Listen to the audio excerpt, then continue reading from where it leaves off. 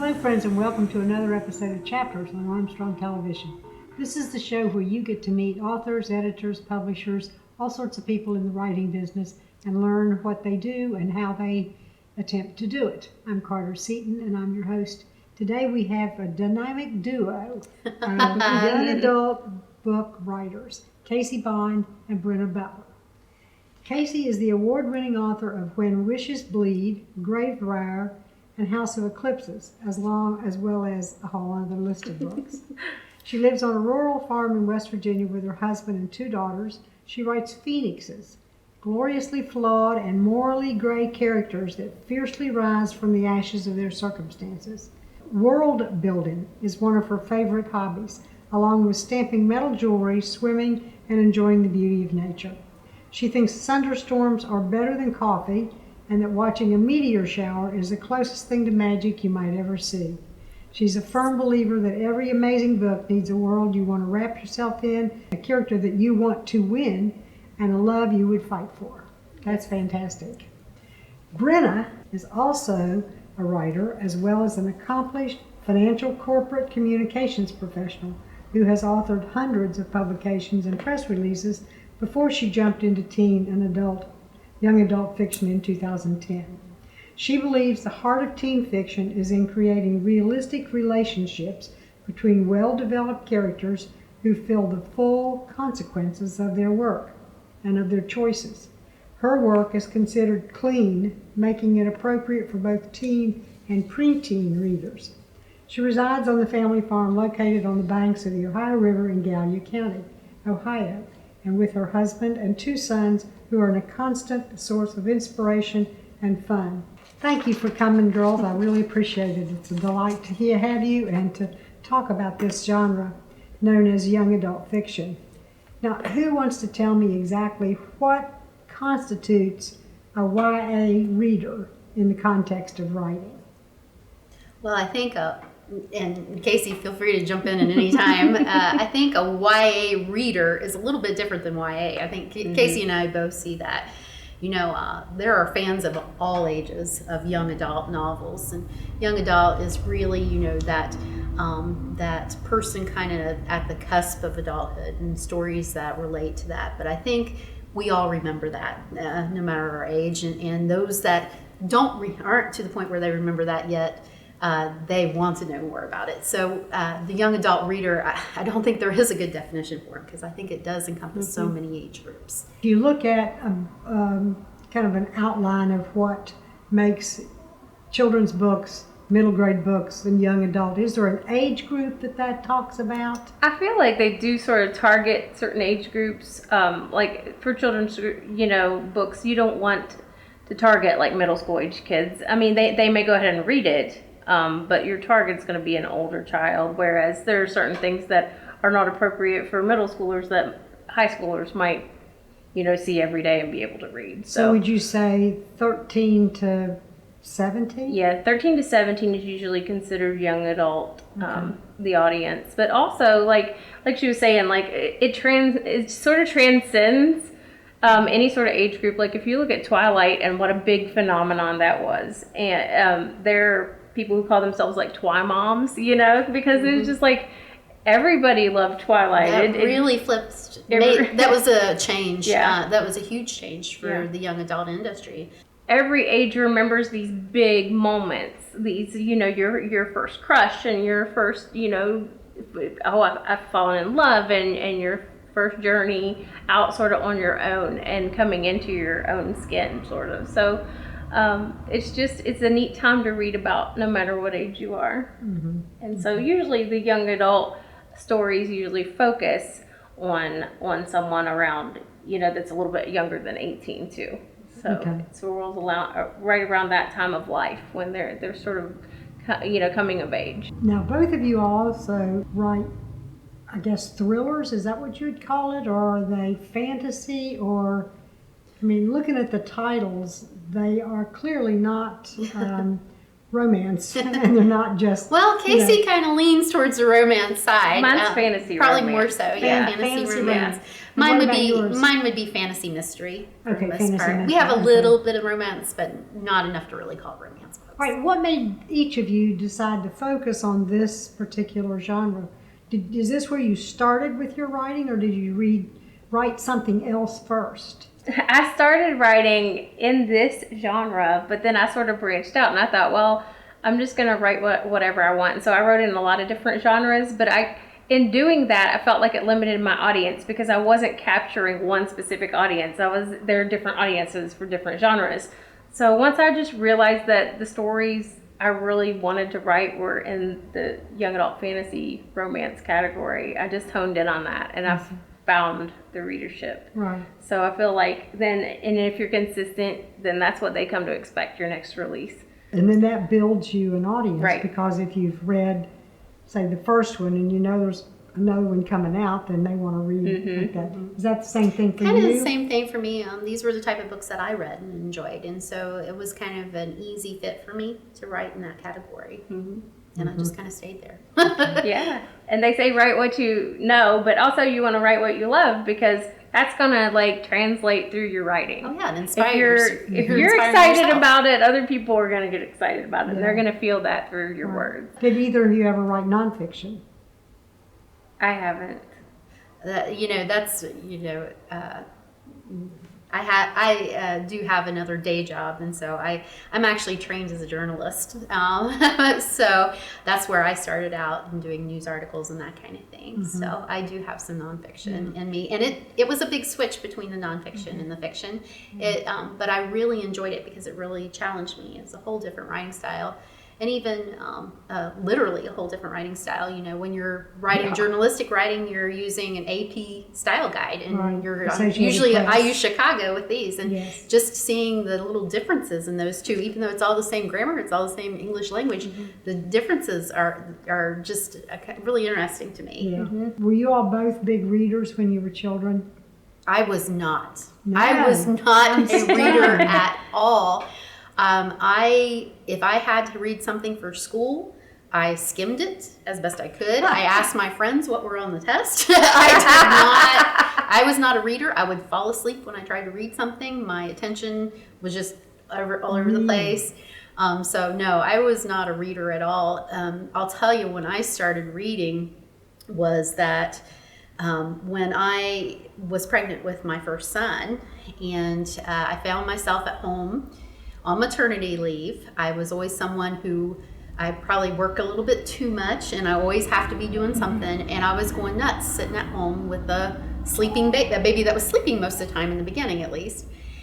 And I mentioned it to my mom that I didn't know what I was going to do with myself. I needed to think of something to do that was quiet enough that it wouldn't disturb the baby. And she suggested to me that there were these books that had just come out about this little boy who was a wizard. I found out he was a wizard. Yeah, it was the Harry Potter books. And I didn't know anything about them. I really didn't follow book industry or anything like that. And I started reading them, and I loved them. And I just jumped from books since then. So that really spurred my love of reading. How about you? Were you a reader? Not a big reader. I remember reading things like the Babysitter's Club and just the Sweet Valley Highs and things like that, and books for school. But I would usually latch onto the books from school and really love them, but I didn't read a whole lot in my spare time. Like the book that I remember most vividly from like middle school would have been The Giver by Lois Lowry. It just struck a chord with me, and I think that's also like a sort of fantasy world type dystopian world. So I don't, maybe that's why I like it. I did read one book when I was in school, and it was Charlotte's Web. Yeah. And then when anybody ever asked me what my favorite books was, I always said Charlotte's Web, because I didn't have to lie to say that. Yeah. Brenda, is there something about YA books that distinguishes it from other, like, adult fiction? I mean, is it the situation? Is it the language? You talk about your books being clean so that they're appropriate for preteens. And that's just a personal choice. That comes to me through my faith and just what I want to do. I don't have any profanity. I do use a couple made up profane words from time to time, but there's no graphic sex scenes or even it's the romance is Hallmark type romance. There's nothing in there that's any graphic, and because of that, I think a lot of times I classify mine as lower YA rather than upper YA. That would have some more of those things. But I do try. My first series is Midnight Guardian series, and it's squeaky clean, and so because of that, I gained a lot of preteen readers. So now I feel that I do have a responsibility to continue delivering to them this good, wholesome stories. But yet when you're writing something that's like a thriller that's got maybe some violence in it, it obviously would have to be couched in pretty bland terms. It's not going to have gratuitous violence, right? Mine has some violence because, well, I write Vikings, and I feel like if you're going to write historical, you need to write it appropriately because they lived hard. They grew up in a harsh environment, and they were very violent people. So yeah, it's minor violence. Yeah, those are different. But I feel like it depends on the situation. Like it's not just gratuitous violence. It's not, you know what I mean? It's things that would be real to tell that story. Right. Yeah, absolutely. Yeah. When I was a young adult, really young, I read Nancy Drew. She's pretty tame compared to what you all are writing and what I think passes for young adult writing now, like Harry Potter, like Twilight. Do you think kids are just more sophisticated these days that they can deal with those kinds of things? Do you think, I grew up in the 40s and 50s. I think television changed a lot of things. Do you think that's what I changed? think we're entertained constantly now.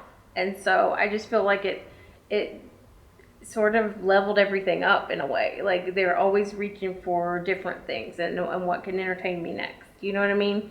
And so I don't know. I just feel like I think television and the internet changed a lot of things. Video games, just the technology that we have.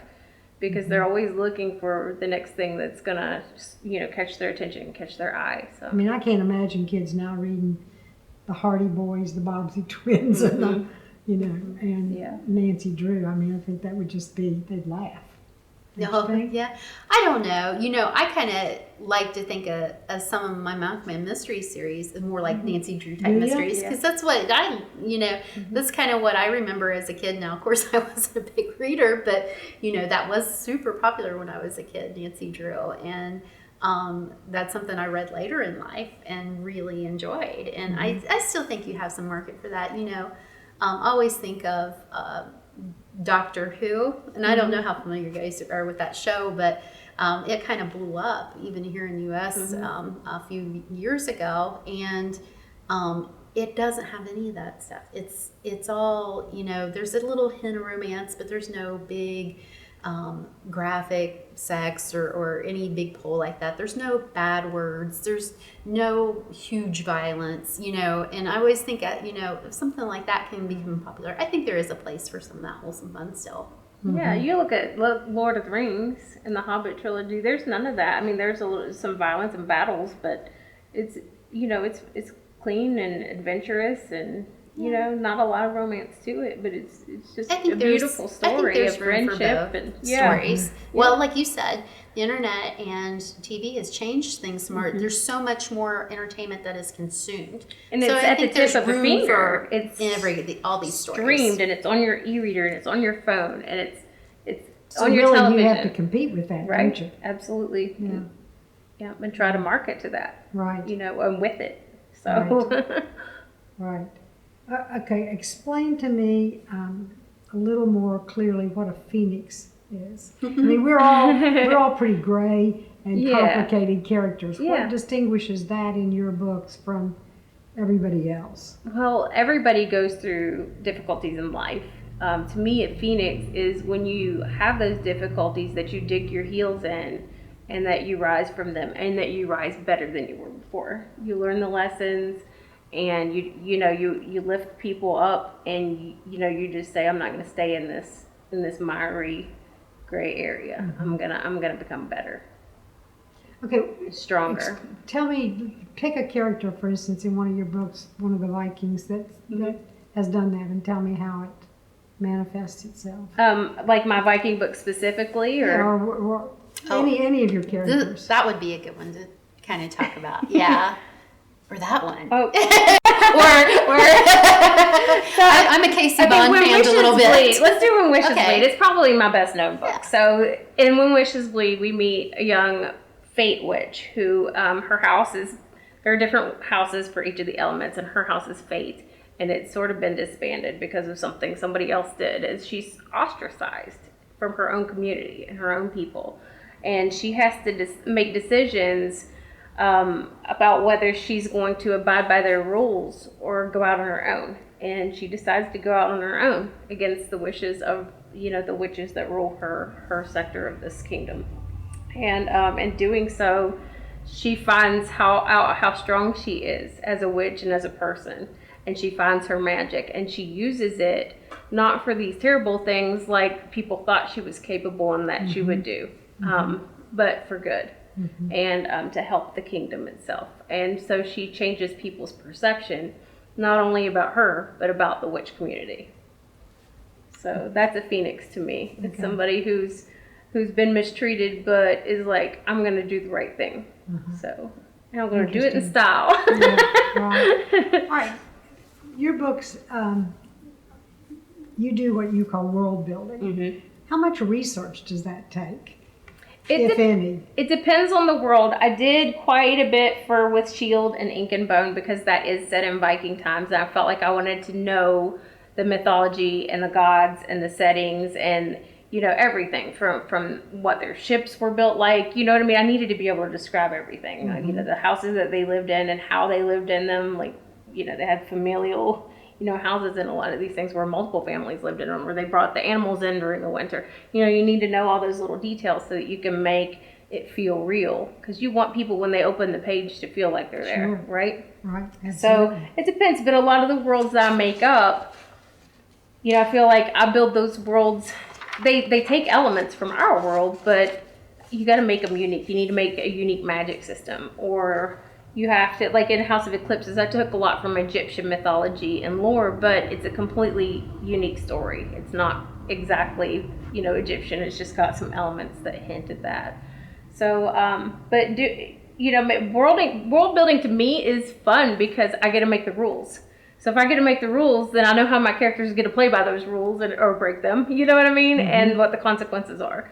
So I just think it's a lot of fun to make my own thing. I don't know. Does that require you to make like a chart or some sort of note so that you remember what the rules are for this particular book? I'm like the least organized person ever, but I keep like what are those called? Those legal pad for every book, and I just jot stuff everywhere. This is the world. This is the title of the book. These are the characters, a character list with traits and stuff. Just very quick descriptions, and then what the like for When Wishes Bleed, we were talking about that, like what the magic rules are, what are the different houses, what are the systems, who's the leader of the house, different things. So it's like structure, and then even the shape of the kingdom. even the shape of the kingdom, which is built like a nautilus shell. It's called nautilus, and the different sectors spiral out from the palace itself. So it's just neat. The palace sits in the heart. Do you outline your books? No. Wow. Not at all. I'm the total opposite. Yeah, which is why we're a dynamic duo. Yeah, that's why we work so well. But Yeah. I do it a little bit differently. Yeah. I do outline my books, and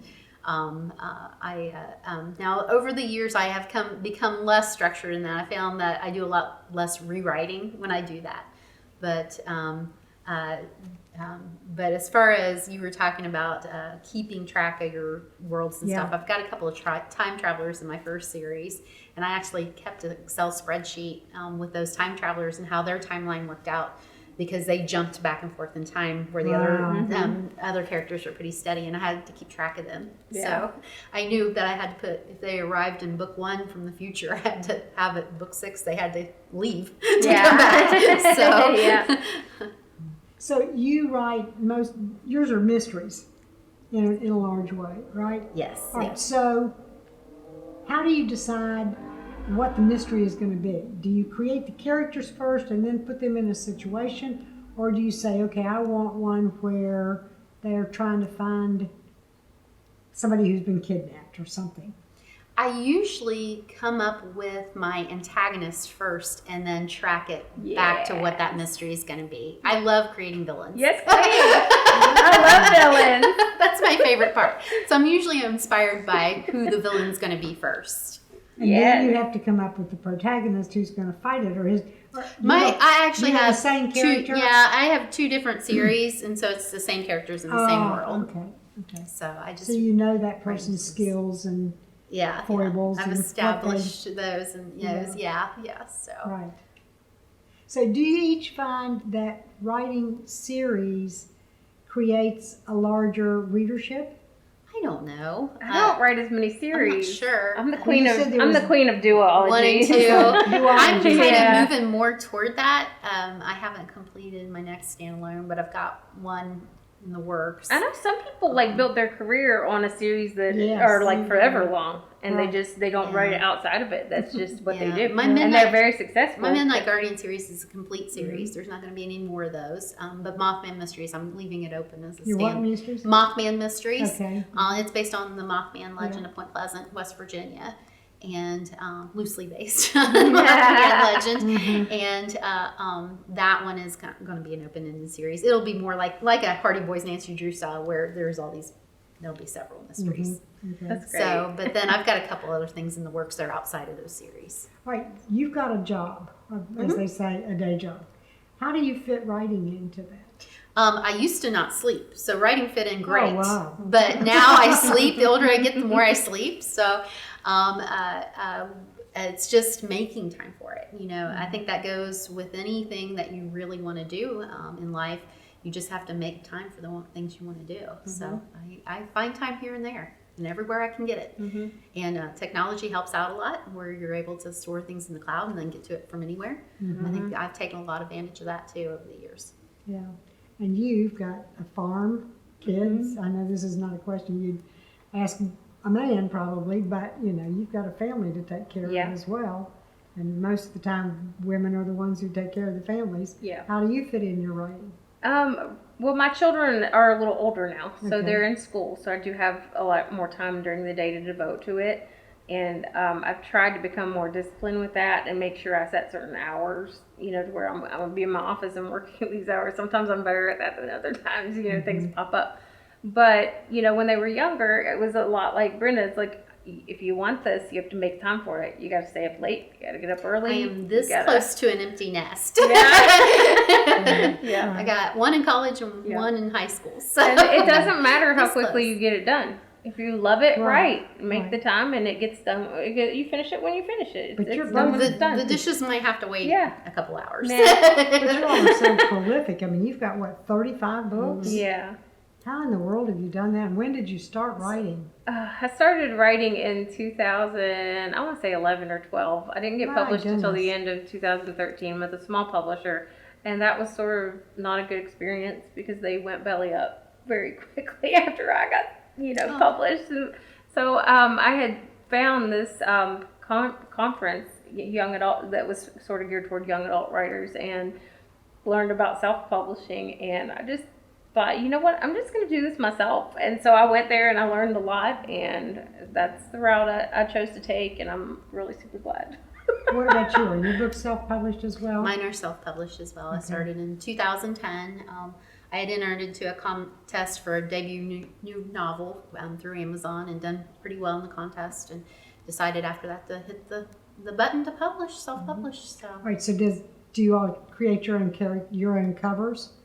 No. I do. I have graphic design experience Okay. in my other life, so I have zero graphic design. I do mine. I can't draw stick people, and I cannot work the computer and that sort of way. So do you have somebody that does Yeah. all of your covers? Yeah, she's amazing. Yeah. All right, so now most authors, whether they're self-published or not, have to spend a good bit of time marketing. Yeah. And self-publishing is even more so because you've got nobody behind you but you. How do you find time to do that, and how much of your time is devoted to writing as opposed to promoting your writing? I spend a good deal writing. I do try to check in social media, through the week several times, and just keep up with just the comments and make sure I'm, commenting back if people, mention things on the posts that I make. But it can be hard sometimes. It can be daunting, trying to learn things like the ads and stuff has never been anything I'm very good at. Most of my stuff is like just me, social media posts, and actually going out to events I think helps a ton when you get to actually, so COVID sort of shut that down for a while, but getting to meet readers and tell them about your books if they've never heard of you, or get to see the people who are super excited because they've read them. I mean, you can't beat that. Yeah, You just face-to-face interaction. Right. You cannot. You can't. There's nothing on social media that's going to work better. Yeah. What about you? Before the pandemic, I did some things in schools, and where I have a lot of younger readers, I found that to be really beneficial, and it's really rewarding for me too. So that was a part of the marketing aspect that I really enjoyed. But then you also do posts on social media and stuff. Yep, absolutely. Do you do events? Yes, yeah. Actually, Casey and I first met at an event. We had been to a couple similar events together, I think, and we were finally at one in Virginia, and we ended up eating dinner together. Yeah. And she made a mention about Huntington or something, and I said, Casey, where do you live? And she gets out Google Maps and she points to where she lives, and I go, I live right here. And we realized as crow flies, we're like 2 miles away from each other. Just across the river. We had not even realized it. And so, that's an important aspect of going to those things too. You not only meet readers, but you also get to meet other authors and swap ideas, and it's just great networking too. Yeah, right. The best place for people to get your books is on your own websites or on Amazon. Amazon for me, or Etsy. I sell signed copies on Etsy. I have an Etsy store. That's a and good then idea. Also like Amazon or Barnes & Noble, or just Walmart.com, anywhere. Yeah, I'm same place as Yeah. online is probably the easiest. Yeah. Do you have your own websites, each of you? Yes. Give us yours. It's www.authorcaseybond.com. Mine's www.brynabutler.com. Okay. Do you have a favorite book of yours? I do. Wrong Side of the Grave is my favorite. Of Sun and Moon was the very first one I published, so it holds a special place in my heart. Yeah. That I think this is technically the best book I've written from a technical aspect, and I'm a planner and I plot. That to me is probably why this one's always going to be my favorite. Wrong Side of the Grave. All right, we'll remember that. Thank you both for coming. Which one's your favorite? Probably it's either Wishes or Eclipses, but Okay. but my new favorite is the one I'm getting ready to put out, and I Of can't tell you course. about It's that yet. always, that's what she always says. All right. Thank you both for being here. It's been wonderful to see you and to talk to you and have you all tell each other about your own books and talk to us about them. Thank so you. much. Thanks for having us. Folks, thanks you all for coming, and it's been a delight to share these people with you, and I hope you'll tune in the next time to Armstrong for Chapters. This is Carter Seaton saying bye-bye. Connect with Chapters through email. Write to lp4@zoominternet.net. Chapters has a Facebook page at Armstrong Chapters. Like, subscribe, share, and comment. All Chapters episodes are available on YouTube. Visit the Armstrong Neighborhood channel on YouTube and look for a playlist of all the Chapters programs.